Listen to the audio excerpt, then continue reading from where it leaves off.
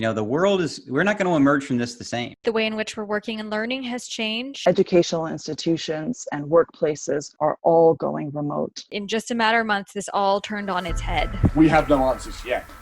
Welcome to the Speexx Exchange podcast with your host, Donald Taylor.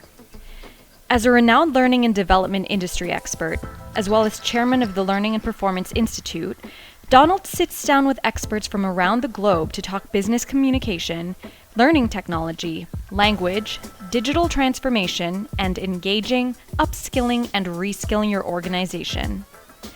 This podcast is brought to you by Speexx, the first intelligent language learning platform for the digital workplace. Listen in and you might learn a thing or two. Challenges facing HR and L&D managers are constantly changing, but we can all agree that there has been no catalyst more powerful than the recent and still ongoing pandemic. Due to global circumstances, we've all had to make rapid transitions. For HR and L&D managers, this meant really finally going from face-to-face to digital learning and switching up the way that we do things, technologically, emotionally, and beyond, to support people working and learning from home. This Speexx Exchange podcast episode is a little bit different from our other episodes in that you'll be hearing our host, Donald Taylor, speaking with Speexx instead. For those of you who don't recognize my voice from the intro, my name is Sarah Sullivan, and I'm the head of digital content and communications here at Speexx. Listen in as Don and I discuss what we've observed in the field of L&D since life changed dramatically at the start of this year, challenges for corporate L&D in the new age of learning from home, and what we think the new normal will look like. Let's jump straight in with the theme for today, Sarah. This business of the challenge for corporate learning and development in the age of learning from home. I do my global sentiment survey every year, and that comes out in February time. I get the results out, and it asks one question, but of course that came out before COVID-19 struck. Tell me about the research that you put out very recently, and I gave a certain amount of input into it.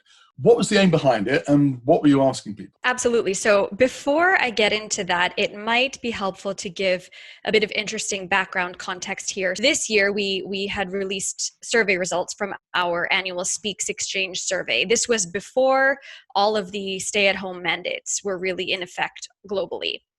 So we had asked HR and L&D experts from around the world, international HR and L&D experts, what the greatest challenge was in their opinion for HR and L&D in 2020. And they had all said that the greatest challenges in their opinions were finding and retaining the best talent, soon followed by leveraging learning everywhere, and then after that, close on its heels, aligning training and development with business needs. So this was what people, HR and L&D experts, felt in February. Now things obviously changed starting about end of February, March. That's when I think it was Italy, then Spain, then France, Germany, US, and all over the globe. I mean, China went, I apologize, China was first. Lockdowns went as early as early February. But once that happened, Donald, as you'll recall, we got together and did our own survey, Speexx plus Donald Taylor, remote learning survey, and we asked these same types of people, what will the biggest challenges for corporate L&D be in this new age of learning from home? And this changed a lot in just a month. Suddenly, the biggest challenge was participant engagement. And then after that, it was make tech work for all. And then it was adopt face-to-face curricula to digital. So bear in mind that at first, in just a month before that, people were concerned about finding and retaining talent. And then a month later, HR and L&D managers were most worried about participant engagement. And so I am led to believe that because of everything that had happened in the span of just 2-3 weeks, all of a sudden it was less about where are we going to find a good employee? How do we keep this employee happy? And more, how do we keep people engaged with learning? How do we also ensure that they have the right technology and software and tools and infrastructure at home to be able to continue the learning, et cetera? And of course, adopt face-to-face curricula to digital should be extremely obvious. That's always been a challenge the last, I'd say, 10 or so years, according to HR and L&D managers. But certainly now you have hundreds of universities, including Harvard, Yale, all of them around the globe, where everyone's going to have to be learning from home, finishing studies from home. So that's a quite obvious answer, how to make face-to-face learning now applicable over the computer. And it's not just like finishing it off, but the new semester is due to be starting in September or October. A lot of people are saying, well, I'd rather not go. I'd rather wait it out. And people who are going are probably going to have to be starting online. A bunch of universities in the States, I believe, have said we can't take the risk. We don't know what's going to be happening. We have to plan now. Now being May, June time, it's going to be an online curriculum. Pretty extraordinary stuff. So we've seen this perhaps predictable shift, but nonetheless, I think it's a unique data point you've got here of an obsession with talent to concerns about engagement. Yeah, and Donald, I was actually curious, sorry to interject, but you also have your annual Global Sentiment Survey, and your results are released around the same time as our usual Speexx Exchange survey. I'm curious about what your thoughts were too. I believe that the main takeaway, well, first I'll let you talk about the question, and I'm curious what your thoughts were. So the question is always, what will be hot this year in learning and development, in workplace learning and development? And I give people a choice of 15 options plus other, and they choose 3 options from that. The result this year was different because this year, for the first time, we had not personalization or collaborative learning at the top, which had been the top for the past 4 years. I'm correct in saying this year, number 1 was learning analytics. So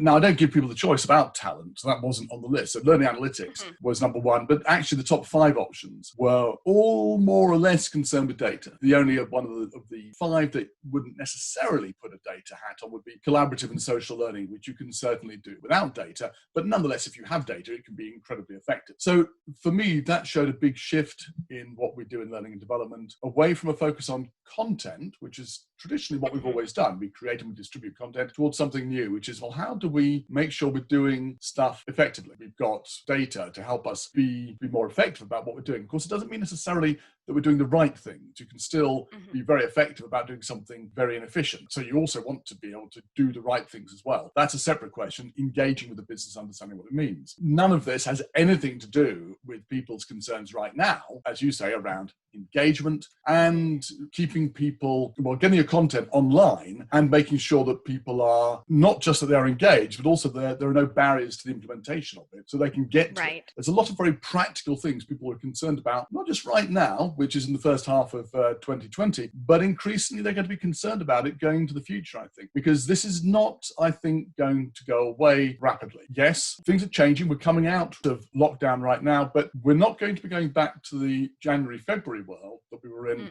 this year. There will always now be a strong demand for a digital component to what we do. Okay, how do we do it? I'm reminded, Sarah, of Kemal Atatürk, the leader of the Turkish Republic, who in 1928 wanted to shift the Turkish alphabet from the Arabic script, which it had been written into up to that point, over to the Latin script, which Europe used. He wanted a Europe-facing Turkey. He asked a commission how long it would take. They said it would take 5 years to do it. He said, you've got 3 months. Incredibly enough, of course, given the timescale of 3 months, they were able to transform everything and change an entire system of writing from one alphabet to another. And that's what's happened more or less with us in learning and development. Having said it will take a long time, we'll need months, years to plan and adapt what we do to do it online. People are doing extraordinary things right now, getting it online. Having got it online and having shown that it can work, there's no automatic route back to doing everything in the classroom. So I think we're in a very different position now. I have to say, of course, the stuff online is not all good and it's not all working very well. The questions around engagement and the technical issues are still. So, sorry, you asked me to talk about my global sentiment survey, and here I am pretending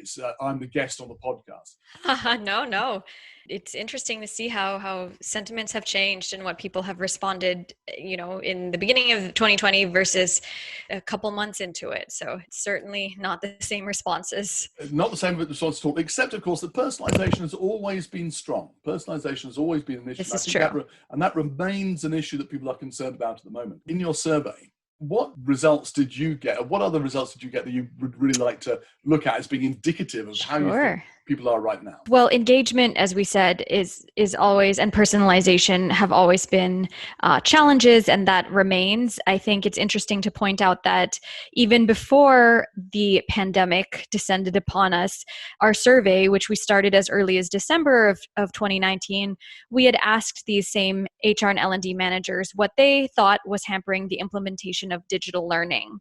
And they had said low user adoption, followed by lack of integration, and then, multiple platforms and standards, technical problems, etc. Those followed as well. And so even back then, we were seeing their frustration with this. And I think now that we all have to be learning from home, there's no choice. Everyone has to stay put indoors and wait for this to pass. It's even more crucial that there's low user adoption is just not acceptable anymore. Everyone has to adopt. So we've accelerated this, full stop. Lack of integration, certainly there's a difference, in my opinion, between adoption and also integration. People can be excited about something and be willing to participate in something, but if there's not the technical infrastructure behind it and a seamless integration between platform and LMS, learning content, etc., then the whole thing's going to be a disaster. Everyone's going to lose out. People will lose their engagement. They'll stop adopting, etc. And I think that couples well with the thing I mentioned about multiple standards and platforms. It's evident that this needs to be, to some extent, standardized or at least universally understood, or things have to just, once again, back to integration, work together more seamlessly, because there's just no room for technical issues anymore. Learning from home is not anymore a luxury. It's a necessity. It's all we have. So I think that that's interesting that people were complaining about that, and now it's not a complaint. It's a real problem that has to be addressed immediately. Another question we had asked that I thought was interesting to call out is what's held people back? What's held corporations, companies back during their learning transformation? And they said lack of resources, or L&D isn't prioritized enough in the company, or companies are slow to adopt and embrace new technologies. And once again, we look back at this and I kind of think, well, just you wait. I think we can assume, can't we, that slow to adopt and embrace new technologies, that's gone, right? I mean, we just had to adopt it. That's happened. We had to adopt it. In just a matter of months, this all turned on its head. Absolutely, very quickly. Transformed people's expectations on the learning and development side and on the management side. Hey, we have to do this. Of course, on the user side, maybe expectations weren't transformed. Maybe people felt they wanted to get something which they had experienced elsewhere, and people's expectations coming in might be set by a number of things: what they've seen at work, the consumer tools they use, Google, whatever, and they might expect learning to be a bit like that. It's often said that you only have one chance to make a good first impression. And do you think that some employee might not be satisfied with what they see first time round, when they're given an e-learning resource the first time? Maybe it's something that somebody's put together very quickly, and as a result of that dissatisfaction, they don't want to come back. Is that a problem, do you think? Yes, I do think that's the case. You have only one chance to make a good first impression, certainly in a lot of cases, this being one of them. So if the user experience is not nice, if it's difficult to pull up one's lesson, I think that's a big turnoff for a lot of people. We're all used to software working a certain way, to having a nice user interface, to seamless integrations and fast speed. And that if learning isn't catching up with that or following suit, then people will just drop off. They won't be interested anymore. So I think that's why learning is something that organizations really do need to prioritize, especially now as it's all that we have, learning from home. I also think that as part of getting this right, this first impression, a lot of it is also how do you keep it connected and human and social, if that makes sense. So it does make sense. Yeah, we've had employees at Speexx at the beginning of the lockdown expressing concern that they were afraid of being home all the time. A lot of people might live alone, or might, in my case, live far away from home or what they know to be home. So it's, I think, important also for L&D and HR managers to not only get the technology, the infrastructure, the structure right, but also how to socialize learning, which is a topic that we explore a lot in our day-to-day work, Donald. I know you do too, but yeah, how to provide some interaction so that, we know know that people sometimes have more of an intrinsic motivation rather when things are a bit more social, when they feel more connected. Sometimes a bit of healthy competition doesn't hurt either when you're aware of how much progress others are making. So I think that's also really crucial here. I mean, to use the university example, as we talked about students having to begin semesters, end semesters from home, they're going to miss out on things like group work, on things like Socratic discussion. And I think that that's also really necessary. Otherwise, it's going to feel like one person's just slogging away at home learning. And that is, I think, demoralizing and discouraging. And certainly for me, I would be less inclined to get online and do my lessons. So I guess it does depend on how things are implemented. It is possible to have discussion and so on as part of online learning, but that demands a different approach to it. You can't go into it thinking learning is about being presented with a clump of information, and it's not. Right. Learning is a whole bunch of different things. You need information, you need to experience it.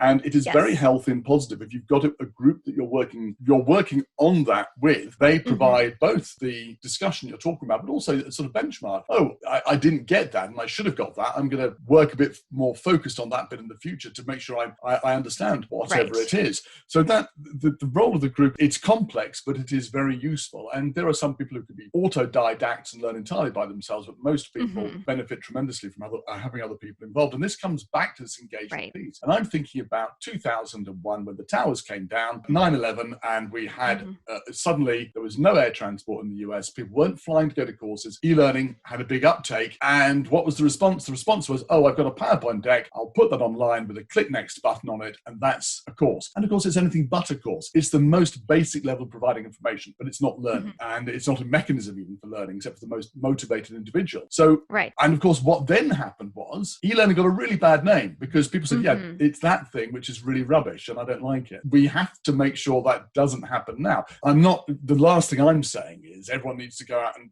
produce beautiful, perfect solutions. That will never happen. But I think what's important for the engagement piece is not so much the solution itself, but the story you tell around it. Hey, we can't do this in the classroom anymore. We're doing it this way. We're going to keep evolving it. Work with us. We look forward to your feedback and let's grow it. Now, presumably at Speexx, you've got a history, you've got a track record of implementing solutions in people's organizations.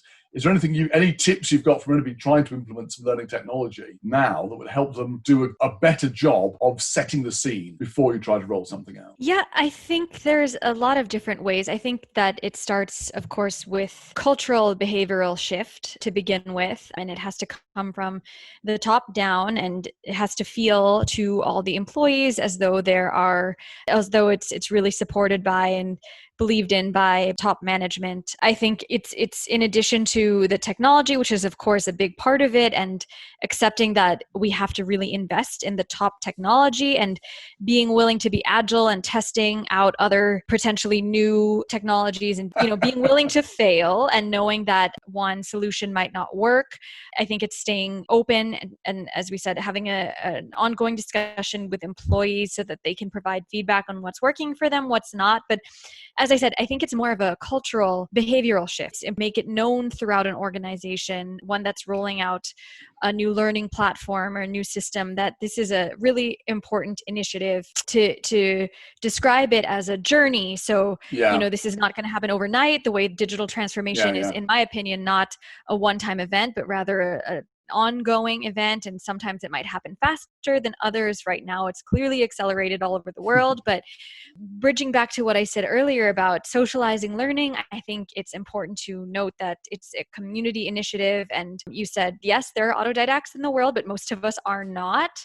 So whatever that is that works for that organization, whether it's setting up daily or weekly check-ins, whether it's allowing people to facilitate that for themselves, or setting up programmatized structured meetings online. I think maybe a couple of them need to be mandatory, but otherwise things should be informal or relaxed. We know that micro-learning, things that are bite-sized, work well in learning, and I think community initiatives like this also work really well and can be interactive and not so intimidating or overwhelming to people. But we have found that within Speexx too, having just these formal coffee breaks. Of course, Yeah. everyone making their own coffee really helps. And the way that one, as a marketing person, I'm going to use the word brands something or talks about something can also change the mindset. So we're talking about everyone coming together, having a quick coffee break, talking about some new features we're rolling out, talking about some new messaging, that perhaps might get a bigger quorum, critical mass versus a mandatory webinar where everyone's going to have to learn X, Y, Z, right? Yeah, So yeah, I think, yeah. again, it goes back to a bit of a cultural shift. And I don't think that's too difficult right now with these companies because people are looking for that community and for that connection because everyone's home and everyone's feeling a bit disconnected. And especially at the beginning, there's a lot of anxiety. So to meet and talk about things and feel a bit normal has worked quite well within and also externally with our customers and partners. I take what you're saying. There is an opportunity here to make a change in the technology used in organizations, absolutely. There must also be stumbling blocks as well. And we look at the survey talking about people being concerned about engagement. It's not difficult to get the technology out. In fact, we can't do anything else. We have to get the technology out there. Mm-hmm. But coming back to this point you mentioned right at the beginning about engagement, what is it that people can do to make sure that the employees that they're working with, the participants in these programs, are as far as possible engaged and enthusiastic about what they're doing when they may be facing tiring, difficult circumstances at work and at home because they're perhaps trying to juggle things? So how do we make sure that we've got the engagement when it could be that this program is something on top of a lot of other things going on in their lives? What do you think, Sarah? It's a tough question. And I think it also varies greatly between organizations and Sure, cultures, sure. not just global cultures, but the culture of the Organizational specific cultures, yeah, organization. yeah. Exactly. We're an international organization, so we've always relied on online communication and Right. we use specific tools. So we use things like Teams, Outlook, Yammer, and other companies might use other things. But it forced us to, first of all, take a critical, closer look at what technology we use. So I think as far as engagement, one has to first say, are we set up for success with the way that we communicate? Because as we said earlier in this podcast interview, conversation, if people aren't liking the interface, if it's not easy, if it's not intuitive, they're just not going to use it. I wouldn't. So are we set up for success? For example, we have an office in China. That's in a unique situation with the Great Firewall. So for those who are less familiar, censorship protocols that ban many social media chat providers. So when we work with colleagues in China, we can run into network technology problems when we're using some of these international communication platforms. So we'll have to change, we'll have to use WeChat, we'll have to use other ways to communicate. So I think the first step for engagement is everyone using the right tools? You need to be prepared to adopt new tools and habits to ensure strong communication, strong engagement, and to prepare the workforce to do the same. I think a lot of it is also expressing humanity and connecting to each other, back to the, initiatives I talked about earlier, but learning from home, working from home, super luxurious for a while, but obviously it can also provide isolation and sometimes lack of momentum and therefore lack of motivation. So I think that that's where it goes back to maintain as much communication as possible. It sounds so trite, and I know it's all over every webinar and blog post, but I do believe it's important to turn on cameras as much as possible because you're going to be engaged if you know that you're being looked at. And it helps to see a coach talking you through some new grammar principles. It also helps if you see your students nodding enthusiastically back, your users actually absorbing and taking notes, and that assures you there's someone on the other end of the line. So I think that keeps people engaged. It's scientifically proven that seeing faces on a screen can actually calm people. Yeah, being inclusive too. I think this is a bit more on the working side, but can apply to learning. So very important to keep people informed. We might think we're keeping one another informed, but we're just not. We have to go an extra step because everything we're reading, we're receiving online via most likely messages, and there's things that are going to be missed just without question. You forget how, or at least I forget how valuable those coffee conversations are in the kitchen, the water cooler talk, literally. And so it's necessary to maintain those conversations and be sure that one is over communicating when we're all separate from each other. And then basically just really stepping up and trying to motivate people in whatever way. Everyone has different reasons for motivation to keep their skills sharp. So perhaps you have someone a group of people at the company who are really competitive, and then keeping them engaged by making it a bit of a healthy internal competition with some kind of dashboard. For others, you might know that they, I don't know, love to travel or something like that, and perhaps talking to them about how they might sharpen their specific skills in this way so that they could, for example, use a language in a specific place that they want to visit, etc. So I think that it's just a matter of catering to what we know to be people's driving forces behind their motivation. So, but it's certainly a challenge. I think it's certainly a challenge that we're grappling with now. But I think your point about putting the foundations in place so we're set up for success is absolutely right. The foundations of the technology right, building the habits, and also I like your point about humanity, the need to still make sure we're connecting with each other one way or the other.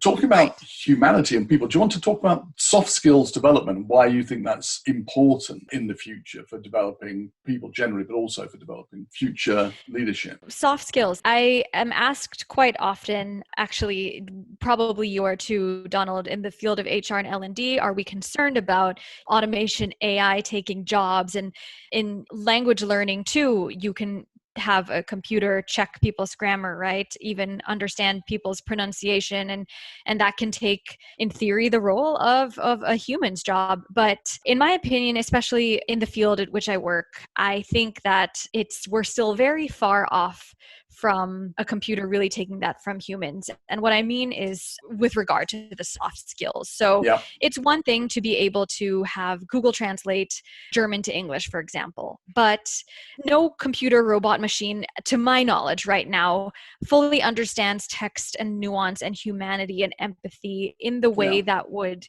most accurately do that translation. And I have to say, Sarah, I speak a bit of Turkish, and I sometimes use Google Translate to check something I'm reading, and I'm amazed at how bad it is, not because it doesn't necessarily get the language, but because it doesn't understand what the language actually means in two ways. Firstly, because the language may have more than one meaning, and often does, but secondly, because the nuances of the communication, I don't know if it's just Turkish, but people tend to not necessarily say exactly what they mean. And so you'll get a very literal translation of something that may be idiomatic and may be referring to something else, which makes absolutely no sense at all in English, let alone being a good translation of what it was meant to say in Turkish. Now, of course, things will get better, but there is a lot of nuance in that. So I'm with you that right now, certainly, relying on natural language processing to translate for us, it isn't going to cut it for a lot of language. Not only that, but due to these global circumstances, we've all become very video savvy. Even my parents, who are not technical people, they are using Zoom, and I'm very impressed.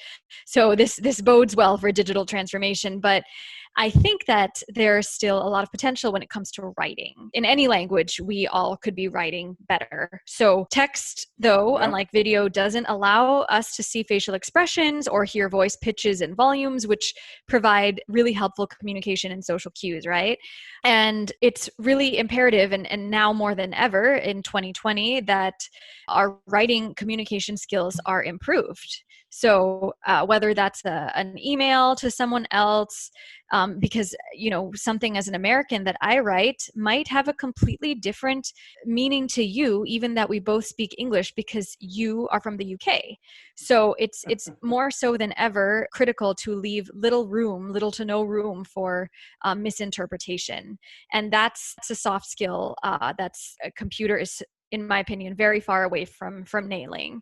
So I think also Josh Bersin earlier this year released a report saying that the top skill CEOs, even before this pandemic, were looking for were innovation, creativity, time management, resilience, communication, things that now more than ever we really need to nail. The communication part, as I just discussed, but also innovation. How do we do our jobs, learn our things while we're all working from home? Who's going to create something that makes this all easier? Resilience, obviously, like we need resilience on a human and emotional level, and in addition to work and education right now. These are things that computers don't have. So once again, evident that soft skills, even before this pandemic, pandemic, but underlined now, are key to meeting business needs and to meeting learning needs. And that's not to say, of course, that STEM, digital, technical skills aren't important, but they are fundamental building blocks for business. Right. But to highlight what I think the difference is, we refer to soft skills, the interpersonal skills and the individual skills we have. Right. I call them multiplier skills. Now, a technical skill, maybe you can do something or you can't do. That's you individually. But I call soft skills multiplier skills, because when you have a soft skill, maybe it's resilience, maybe it's communication, what you're doing is you're multiplying not just your own ability to work, but also the ability typically of people around you. You communicate well, suddenly other people are doing their jobs better as well as yourself. And that's why I think they're hugely underestimated, and why they're so important, and why they are the differentiator for the future. The organizations with the greatest number of soft or multiplier skills will be the organizations which can adjust faster to things like this in the future, and indeed to anything else. So it's the differentiator for the future, no question about it. Exactly. And in my opinion, without that, especially in a global marketplace, right? And even more so now, a global marketplace where people definitively cannot meet face to face, and all daily communication, meetings, deals must be carried out virtually.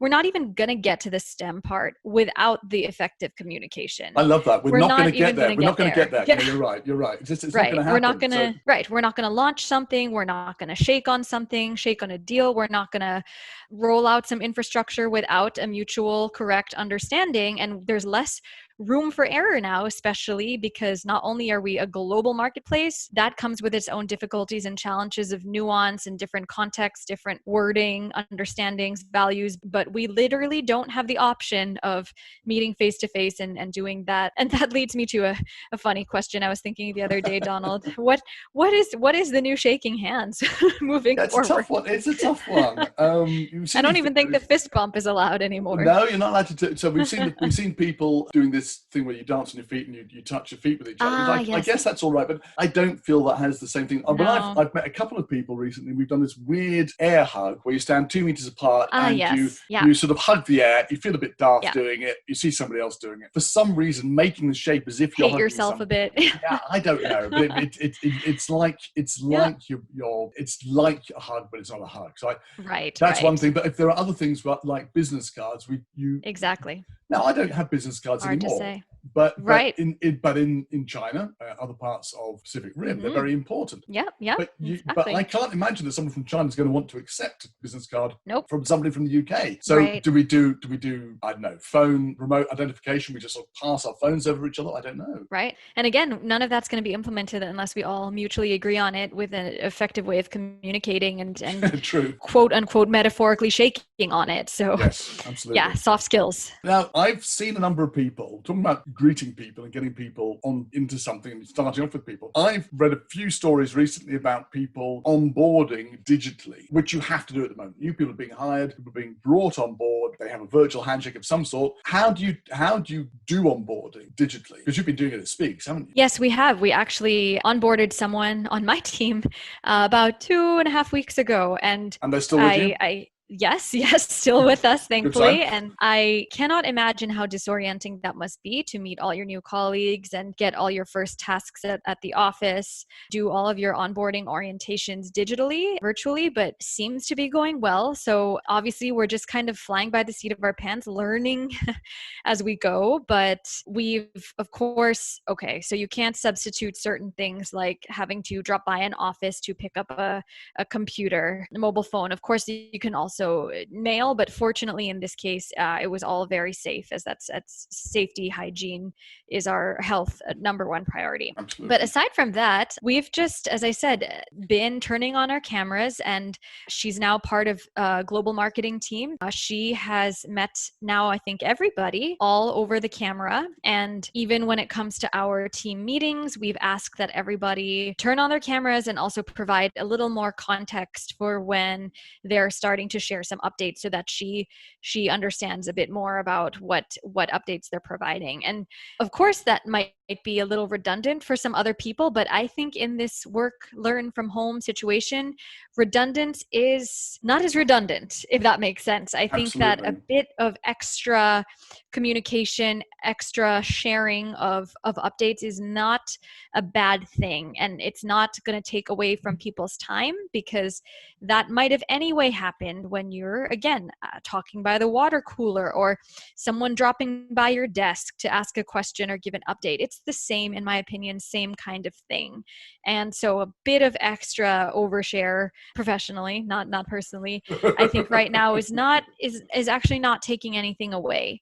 And I think if we've learned anything in the current situation, is that a bit of redundancy in all your systems is probably a good thing, and particularly when it comes to social capital within organizations. So that business of having the extra bit of time, because not all communication is about conveying information. Some of it is social, and some of it is what's called fatty, which just means you're just talking stuff and the words don't mean anything. I'm saying something, you're saying something. What you're saying is, I accept you as a member of my group, you accept me as a member of the same group, and we are bonding. And that's what, whatever you say, talking about the weather or the football or whatever, that's what you're effectively saying. Exactly. So yeah, in a nutshell, as far as onboarding, it's really been having everybody take the time to over communicate, to turn on their cameras, facilitating and encouraging and empowering more and more calls and video calls, obviously to a healthy degree, not for its sake. Thankfully, the team's been really good about that, and everyone's been doing video calls and walking her through what they're working on and over communicating what she could help with, etc. And even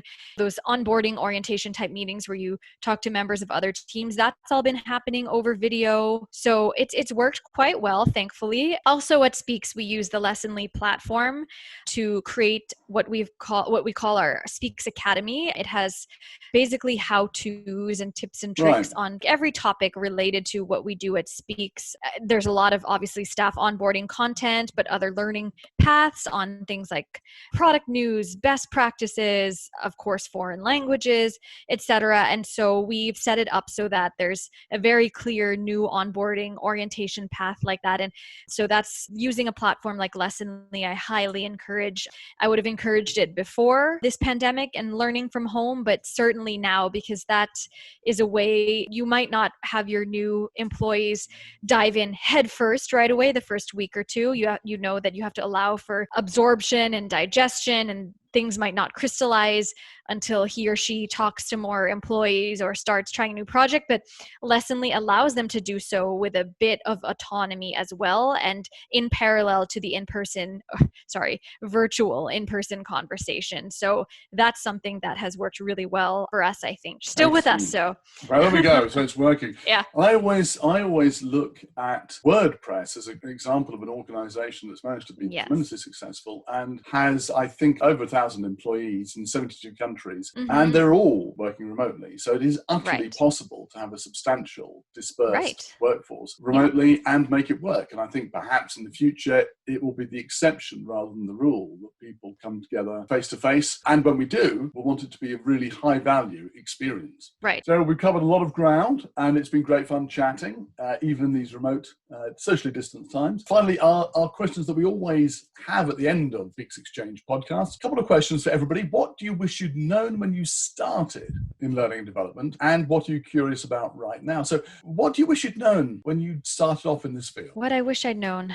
Well, I hate to draw everything back to the coronavirus crisis, but it's a bit hard not to. What surprised me, rather. Okay, what surprised you? Go on. What surprised me was that, of course, globally, learning from home skyrocketed. We had no choice, but even between February and March, speaking about Speexx in particular, when most of our teams were experiencing varying degrees of lockdown throughout the world, as you know, Speexx has offices in China and northern Italy, Madrid, so really hot spots and high anxiety, lots of fear. Learning from home activity shot up. It increased in those months alone by about 230% in throughout Speexx globally. For instance, Spain's learning from home activity shot up by 1,225%. Whoa. Yes. Italy, almost 300%. I believe it was 287 exactly. And then for China, it was a little bit north of 2,700%. So they outdid us all. So I'm using Speexx because obviously that's the data I know the best. But in general, I was surprised to see really how much initiative people took when they essentially had no choice. And not just that, I would have expected people to be anxious and scared and not really working on their own L&D, their own personal development. But I also think that people need something to do, some way to feel, to add value despite a crazy world, going back to intrinsic motivation. So that surprised me in a pleasant way despite all the negative things surrounding it. Wish I'd known how the world was going to look, but maybe not, because that would be terrifying.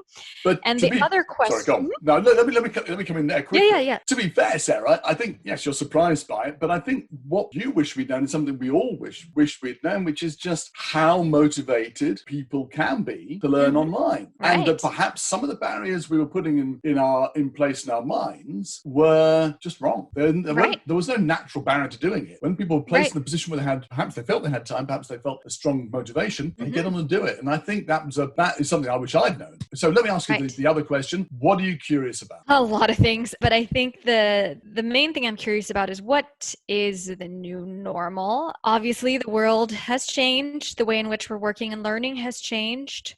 This is going to have huge implications for L&D. And so what does that mean? Of course, we have new flexibility and autonomy, but we also lose out on a bit of that social in-person aspect. So what does that mean? And how are we going to measure value and progress? And how long does this last? So essentially what the new normal looks like and what are success metrics and how do we measure this? So I think we all are. And I'm sorry to say, we have no answers yet. It's something for us to discover together.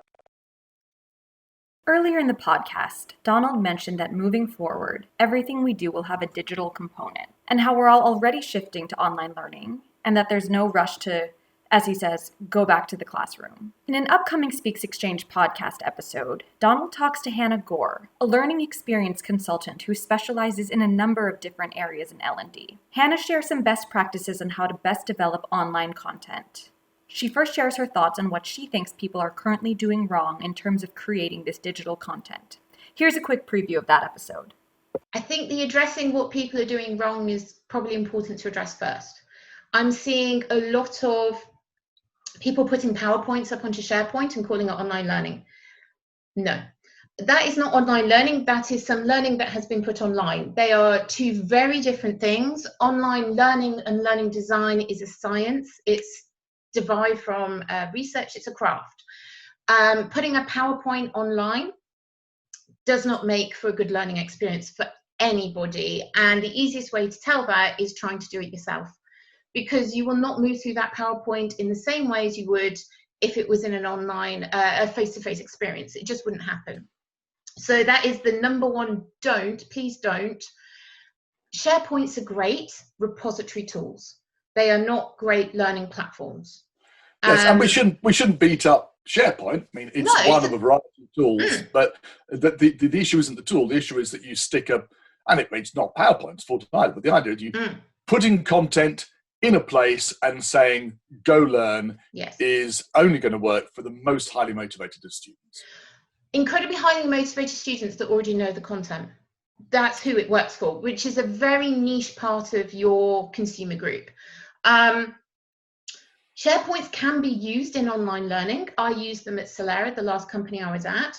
They were used for repositories, either for documents that we'd embedded within courses as an alternative library. So they had them in two different places, but also as well, we used it as a repository for best practice. So ours was practice-based learning. They had to develop a portfolio as they were progressing through certain courses. They could then put that portfolio in the SharePoint for others to look at and see how they had developed a sales pitch presentation for a particular company or a particular product. That's what we used it for, and for nothing else. And for us, that worked.